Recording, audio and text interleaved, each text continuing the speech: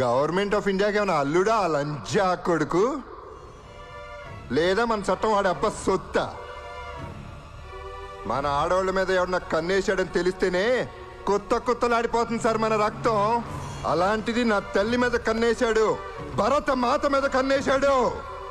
నా కొడుకులు ఈ గడ్డ మీద కాలు పెడితే నా తల్లి గుండెల మీద కాలు పెట్టినట్టే, అందుకే చంపేశా. అయినా నేనన్న దేశభక్తుని చంపానా, అయ్యప్ప భక్తుని చంపానా? ఒక పాకిస్తాన్ టెర్రరిస్ట్ లంజా కొడుకుని చంపా. ఆడనే కాదు, తప్పు చేసిన లుచ్చా నా కొడుకుల్ని మా స్టేట్ లో కూడా చాలా మందిని చంపా. ఏం పీక్కుంటారో పీక్కోండి.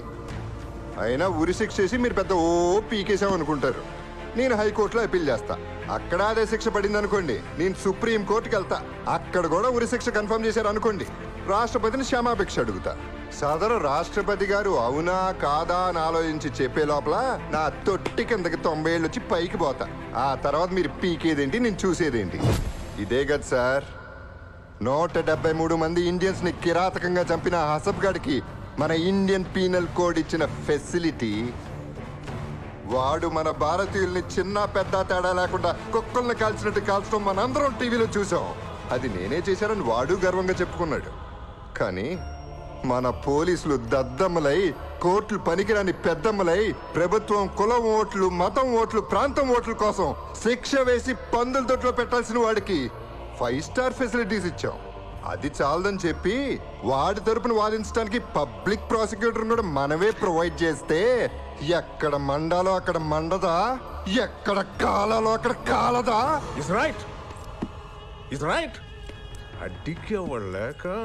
ఇందులో పెద్ద జోక్ ఏంటంటే వాడికిచ్చిన సెక్యూరిటీ మన ప్రైమ్ మినిస్టర్ కూడా లేదు.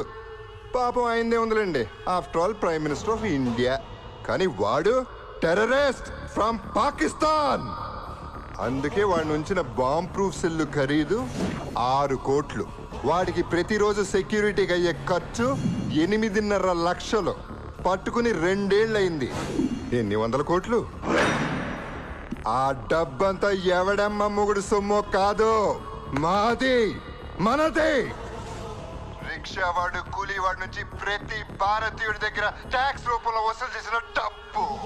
అన్ని కోట్ల చెత్తనా కొడుకు ఖర్చు పెట్టే బదులు తుఫాన్లో నష్టపోయిన రైతులకి ఇచ్చుంటే వాళ్ళ ఆత్మహత్యలన్నా తగ్గేవి సార్. అట్లీస్ట్ మన ఇండియన్ ఆఫీసర్స్ కి మంచి బుల్లెట్ ప్రూఫ్ జాకెట్లు ఇచ్చినా సంతోషించేవాళ్ళం. మన సిస్టమ్ చెడిపోయింది సార్. మన సిస్టానికి మానభంగం అయింది.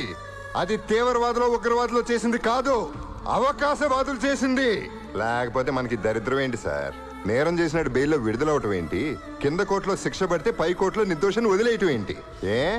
కింద కోర్టులో న్యాయమూర్తి కాడా? బఫూనా? కాకపోతే ఏంటి సార్, లేటెస్ట్ సర్వే మన భారతదేశపు న్యాయస్థానాల్లో ఇప్పటి వరకున్న పెండింగ్ కేసులు క్లియర్ అవ్వాలంటే మరో 300 సంవత్సరాలు పడుతుందంట. కర్మ. మన చట్టాలు ఎలాగే ఉంటే ఇండియాలో క్రైమ్ రేట్ ఆగదో. మన పాపులేషన్ పెరుగుతున్నట్టు పెరుగుతూనే ఉంటుంది.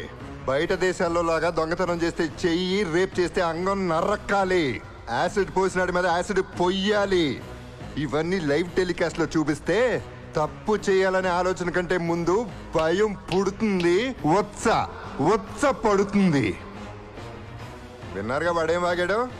మీ భారతదేశం మొత్తం కలిసినా నన్నేం పీకలేరని విర్రవీగాడు లంజా కొడుకు. అందుకే ఈ భారతీయుడు పిడికిలు పవర్ ఇదిరా అని గుద్దితే రక్తం కక్కుని చచ్చాడు.